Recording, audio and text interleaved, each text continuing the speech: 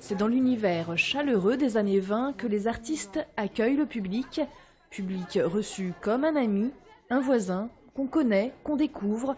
Il vous observe, on partage un moment avec. Ici, on vous ouvre sa porte pour mieux vous intriguer. Je cherchais à comprendre ce que ça voulait dire. Je ne l'ai pas complètement compris, mais j'ai apprécié. On nous avait promis aussi des chansons. C'est dans une ambiance cabaret coquin que bons sentiments, érotisme et musique se mêlent.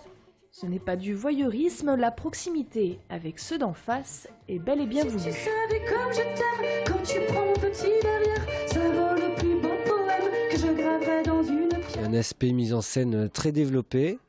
Et c'est un show très convivial à l'image du festival en fait. Et nous, au lieu d'être loin des gens, d'être comme ça, à déclamer un texte, et bien, en fait on va le faire auprès des gens, auprès du public, au plus près du public. La roue tourne et chaque groupe de spectateurs est amené à découvrir d'autres univers. Celui par exemple de cette apicultrice qui collecte souvenirs et objets de la nature pour les mettre en boîte. Une animation que l'on parcourt dans la pénombre en compagnie de sons surprenants. L'intimité de ce festival est aussi partagée par les artistes.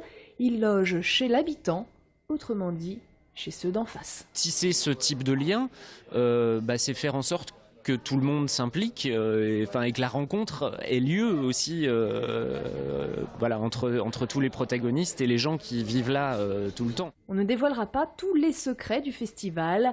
Avant que la porte de ceux d'en face se referme, artistes et habitants sont invités à dîner. Ensuite, il n'y aura plus qu'à les observer par la fenêtre.